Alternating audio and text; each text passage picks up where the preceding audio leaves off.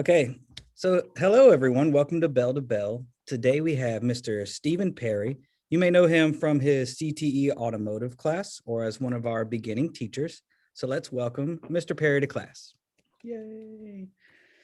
All right, as any good class, we like to start with a bell ringer. So first and foremost, what made you want to leave your duties as lead singer of Journey to venture into the classroom? Well, like I always say, don't stop believing. So, just love being here. This is a great opportunity. I'm excited. You've done the world tours. You're just ready to give back to the kids. Time to settle down to my roots, and just really bring it home. Okay. Well, we'll get to today's essential questions. First, just can you tell us a little bit about yourself and how you came to teach at Jones Senior? Yeah. No, I'm born and raised out of New Bern. More specifically, the Riverdale area. Stay out of Riverdale. Just born and raised there, family land, family farm kind of thing, and went through the Craven County school system and graduated New Bern High School in 2009. Went to go to college at Methodist University up in Fayetteville for a few years. Kind of combo of bad events, but grandmother passing away, some health issues from football. And then, in case anybody didn't know, private universities are expensive. So came home and kind of came up with my own game plan. Got with my parents, said, hey, I'm not going back, but I am want to go to Craven Community College and get my associates at least, and I want to do it in automotive. And, I already had some technical hands-on from, living on the farm. You work on old tractor equipment, things like that. So from there, just before graduating with my associates, I went to go work at a dealership. At the time was Joe Alcoke Chevrolet, now Chevrolet Lincoln Volvo, New Bern. Not trying to do a plug there, but that's where I was. Send us some sponsorship money. Yeah. Worked there for a few years, was their head Lincoln technician. So I handled all their Ford, Lincoln, Mercury work. From there, ended up entertaining an offer to go manage parts store. Worked for one parts company for 3 years, then got recruited to go manage another company. Was there for about 7-8 months before the great Rona hit, and there went my job. So scrambled around trying to find some, and right about that time, had a close friend who's in the area had said, hey, I think they're going to be looking to hire an automotive teacher. Well, I've been teaching at the college after graduating, because that was my original major at Methodist University, was education. I wanted to be a teacher. And so I've been teaching at Craven in their automotive program there at night, anyways. I said, man, well, I've already got a little bit of teaching experience and I know mostly what I'm doing. And sure enough, they posted a job. I applied and here I am. Rest is history. All right. Growing up, who was your favorite teacher and how did they kind of impact your teaching philosophy and the way you do things?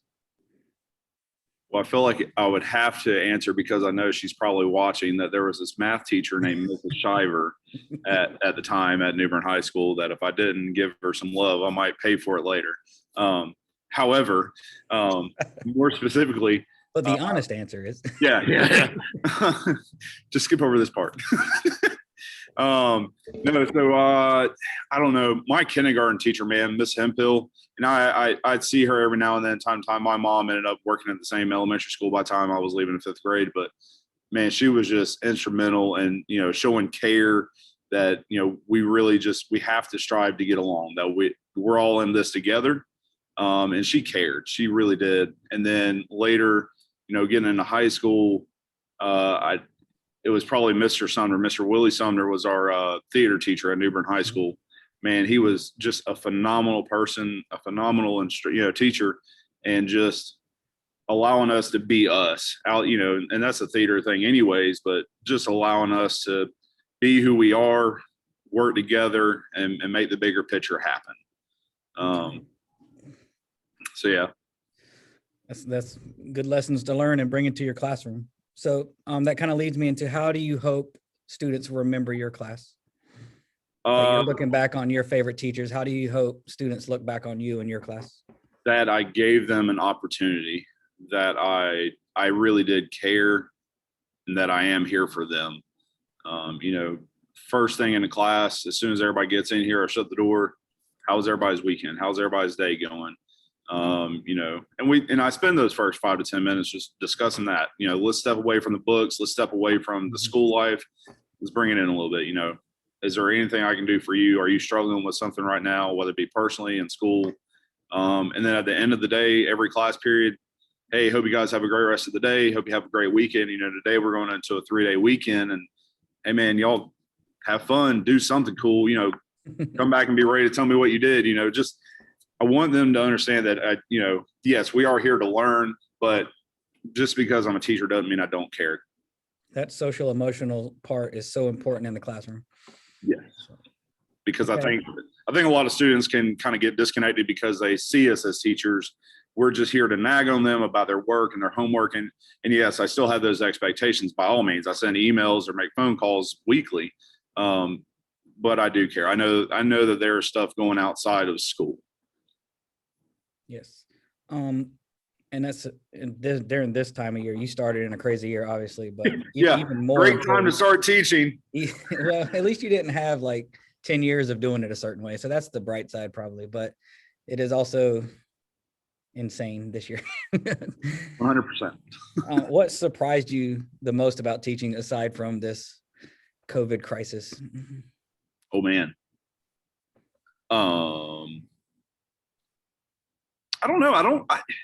I'll be honest. I don't think I was surprised too terribly much. I mean, and part of that is, my grandfather was the head football coach and guidance counselor in New Bern for years. My mom, teacher's assistant for years. So I've spent time in the school outside of being a student, whether it be helping, and then, some experience when I was doing my co-teaching or whatever at the college at Methodist. But there's not too much, like you said, outside of the Rona. There in a whole lot that has really stirred me up too much, Cool.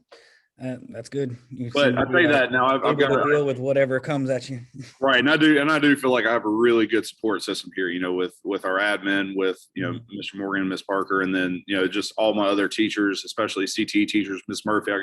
I call her Mama Murphy and she calls me her son, whatever, but just it's a tremendous network of relationships and help for each other here. And I think that's truly been a major part of the success of me surviving. Yes, there's definitely not a lack of people that are willing to help you there. Yes. So last essential question. This is your pitch. Why is CTE and automotive the most important subject to learn? So CTE in general, and this is the most excited I've been about school in a while, is we're giving you an opportunity that not everybody's meant for college. I'll be the first to tell you that, because I'm not going to say I totally failed, but I didn't make it in a four-year university. We're giving you the opportunity to learn something with your hands and with your brain, to make good money. Translates directly into good money. Correctly. And that's something I spend a couple of class periods in each of my classes. If a flat rate technician is being paid $20 an hour and you can turn 2 hours in 1 hour, you're making $40 an hour, or you can just settle and be happy with, let me just go down to McDonald's and make $8 an hour. Let me tell you something, you're trying to get an apartment and pay bills, good luck with that $8 an hour. So no, just the trades in itself, it's a great opportunity. And with automotive, this is my biggest pitch with automotive, there will always be cars on the road. Always. Just like the health field, with Miss Morrell, there's always going to be people who are going to get sick or get injured. We're always here. We're always going to be needed. So finding something like that is major, because whether it be you do it professionally or even if you do it at the house because you don't want to pay the garage $1,000 to do something, you don't want to pay them $500 to change out your brake pads and rotors, you can do it at the house yourself in about an hour. You buy the parts for $150 and you're $400 to the good. So definitely a skill I wish I had. I won't speak on my high school, but the world of CTE was not even on my radar when I was in high school. And I'd say the same thing, with my high school experience, it wasn't really there. It wasn't there. And I feel like that's a true strength here. I mean, I look back at my old high school now, they had a whole full garage and everything. It's just, I wasn't on that track. So Sure. I would have loved to know how to change And that that's oil. one major thing with Jones is we have that full exposure of CTE. We got, 6 or 7, 8 courses or Yes. major areas that you can't not see us. We're here. And my son's already talking about, he's an 8th grader this year, and he's already excited about the CTE program, and I'm a big proponent, so I'm all about it. It's awesome, man. It's all, and especially, and that's one of those things, I guess, another pitch for the automotive side is I tell, especially the young girls out there, the females, it's just as important. Even if you're not going into the shop or doing this as a profession, that's fine. I get that. But knowing the basics of what things are or how to do little things like that, it will make a difference, because sadly, there are people out there in the world that you go to a shop and they're going to try and pull something over on you and say, oh, it's going to be $1,500 to fix this. Well, all they did was disconnect something and reconnect it. Mhm. Or, so, and I hate to be that way, but it's just the day and time we live in, unfortunately. But I have a young lady in my class this semester, and she told me up front, this is why she's here, was she wanted to be able to learn a little bit of something for herself to hold up her own. I applaud her for that. That's awesome. All right, that's my essential questions. So it's getting toward the end of the day. All you want to do is get to your car, or of course you have football practice. Yeah. But people tend to stop you with silly questions. So we call this the sprint to the parking lot. I'm going to fire some questions at you, see how fast you can get through them and get to your car, or in your case, football practice. Ready? Let's do it. Okay, so this one is just personal for me. What was it like playing for a state championship? Oh man. We got to play, it was at Wake Forest. Let me clarify, 2007 07, High yeah. state champions, right? 2007, the original state championship football team. And, we're hyped up anyways, man. It's that you don't get to go to a state championship often, especially 4AA. The biggest stage in North Carolina athletics. And we go to Demon Deacon Field, of Wake Forest. I think that's the right name. Bank of America Stadium or something. Mr. Kester will let us know. No, that's Charlotte. BB&T? Oh, no, don't just erase that. We pull up, we're on tour buses, man. We're feeling big. And we pull up and you look at that field and it's just immaculate. It's beautiful. And now it's AstroTurf too. So that's a huge adjustment, is we're all used to playing on standard grass and turf. We go there and we hit that AstroTurf, man. We're gliding around, we're having fun. And then comes out Charlotte Independence, our longtime Sith Lord, or whatever you want to call them, the rival of all. Wrecking balls. Yeah. So, and they're undefeated for so many years and so many state championships in a row. But we had the fans in the stand, man. We turn around from the sidelines and you turn and look, there's thousands of people coming from New Bern. People in New Bern were loading up tour buses that people didn't know each other, but they were there to support New Bern Bears football. And then you look at Charlotte Independence State side, and there's a couple hundred. It's like, well, all right, but just going into it with that energy and, flying around, having fun. And then that final buzzer goes off and it's like, man, we just did that. We're state champions. Man, that was an amazing feeling. I can't imagine. We won the Super Bowl. That's how it felt to us. We were ready to go have Big Mac at the White House or something. All right. So do you have a favorite Journey song? Yeah, I just stick with my standard. Don't stop believing. Do you get tired of the Stephen Perry jokes at some point? So fun fact, we actually have the same birthday too, January 22nd. Wow. So I always give my mom a bunch of mess about that. I'm like, why, man? Why? It's just, and it was totally, unplanned.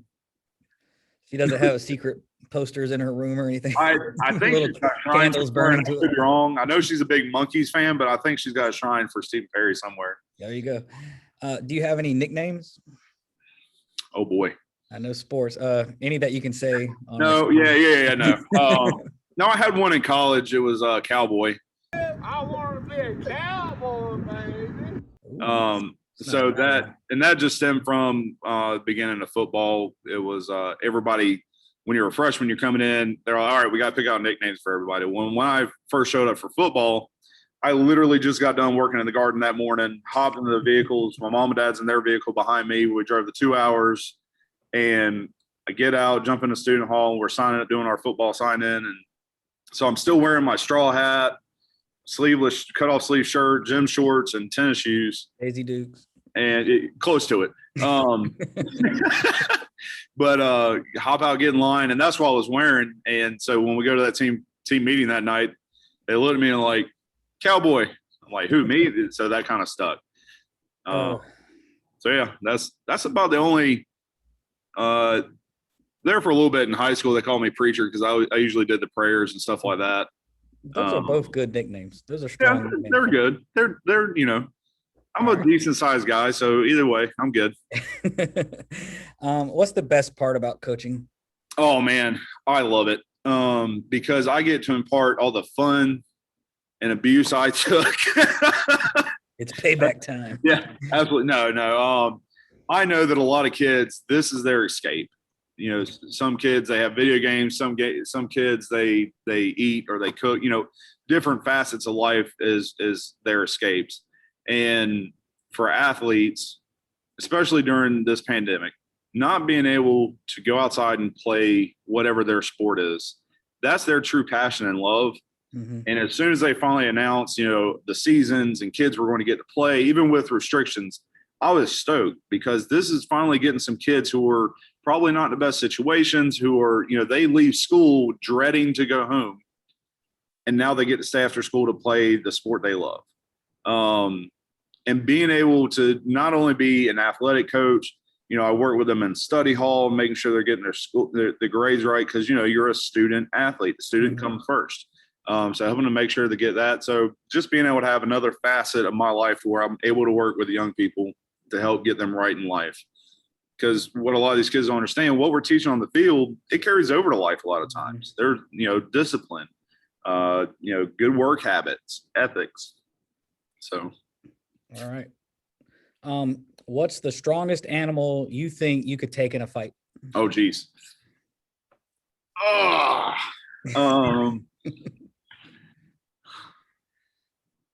So I'll be careful because if Coach Hamp watches this, he's going to give me crap one way or the other. I'm going to send it to him regardless. Oh, geez.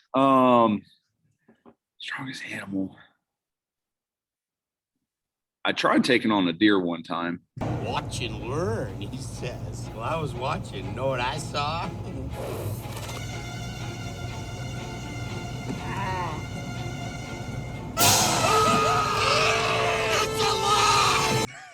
How'd that work out for you? It was faster than me, so it doesn't matter. I don't know.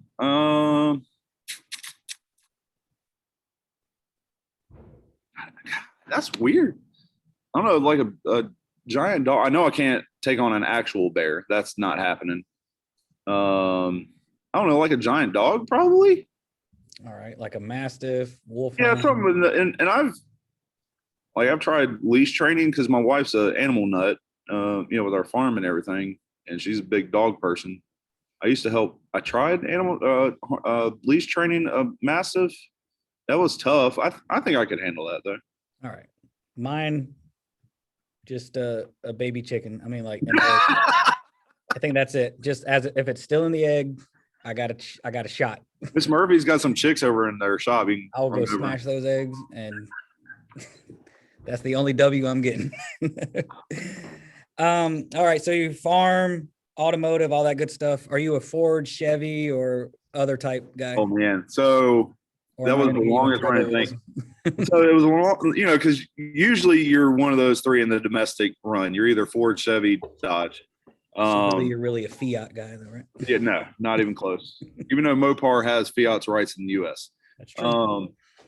So I worked on Fords. That was what I worked on, and a majority of my automotive knowledge is probably around Fords. I can't stand them. I'm a Chevy guy. I've got my '85 Camaro. My wife's got her '03 Trailblazer. I've got my '14 Silverado. Like I'm a Chevy guy. I think they look better. They drive better. We just bought our first Chevy, and we've been super happy with it. And I'm not saying Chevy's perfect by any means. I'll be the first to tell you that a car that's perfect. Every brand has their that should have never happened. The Cavalier or the Chevette were probably not the best heyday cars that Chevy ever put out. So, all right, what's a skill everyone should know? Automotive. some short, some level of automotive. You took the easy route on that one. I mean, there ain't. I don't know, woodworking, because my father-in-law is a general contractor, so I don't have to test it too much. But I do, I hang shelves in the house or I build things for the farm. All right. What would be your best day ever? Oh man. Besides sleeping all day, because I know you're Oh, exhausted. but I can't sleep all day. I feel like if I sleep, like, I don't even like to take naps half the time, because I feel like if I fall asleep even for like 30 minutes, I feel like I wasted my day away. You are still young. That is what. Yeah, that shows well, right I know that, but I don't know. I love my son to death. So waking up with him half the time is like the best thing. He's 2.5. Aw. And now, like, so we end up flipping the doorknob to his room so I can lock it from the outside, because otherwise he would just like run out and terrorize us. But like when we go in first thing in the morning, he's like, night, night. We're like, oh, you went night, night, buddy? He's like, yeah. Okay. I wish you would be that happy to go to bed, not just wake up. No, I don't know. Waking up to him and my wife, I guess I gotta love her too. But my son, that's the highlight right there. I don't know, throwing in some grilling in there. I really love to cook. So grilling, pulling out, I got like 2 or 3 cast iron pans I use the mess out of.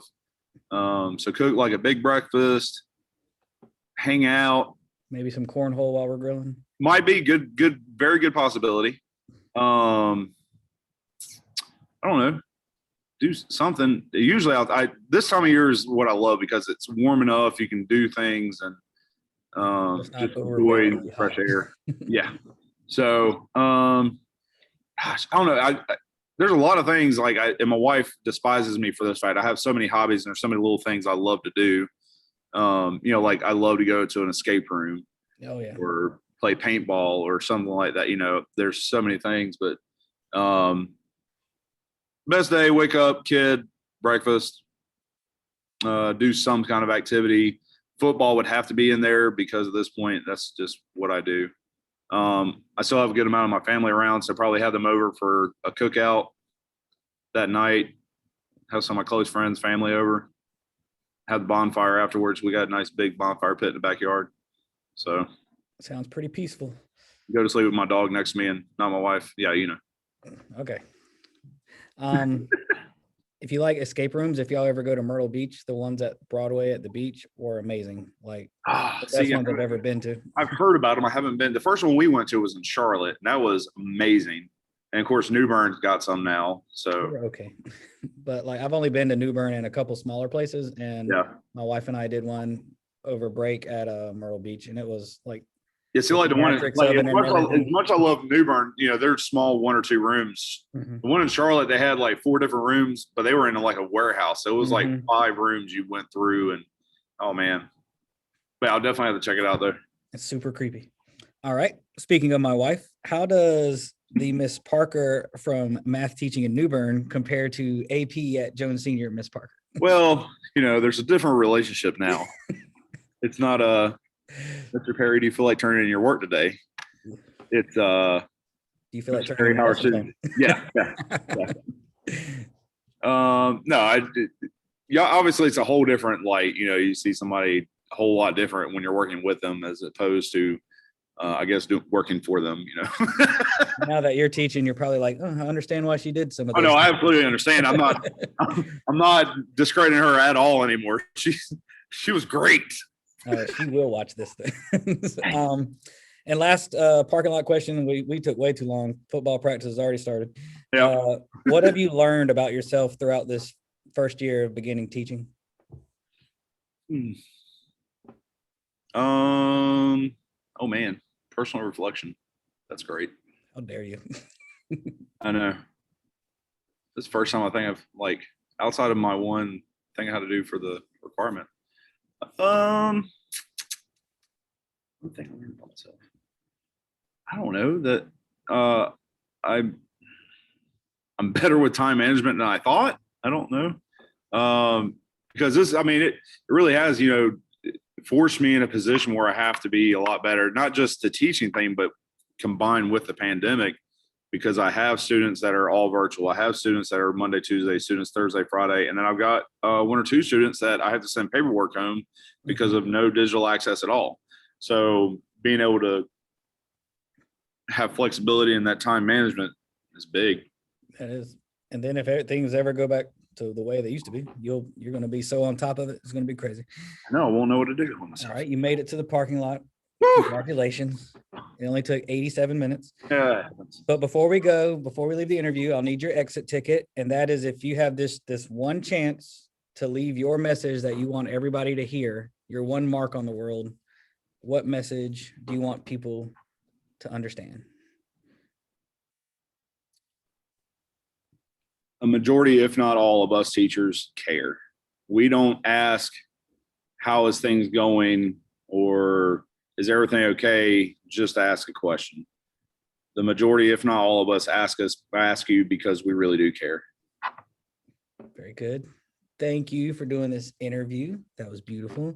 Thanks for having me. This has been Bell to Bell. Please like, subscribe, share, and we will see you guys next episode.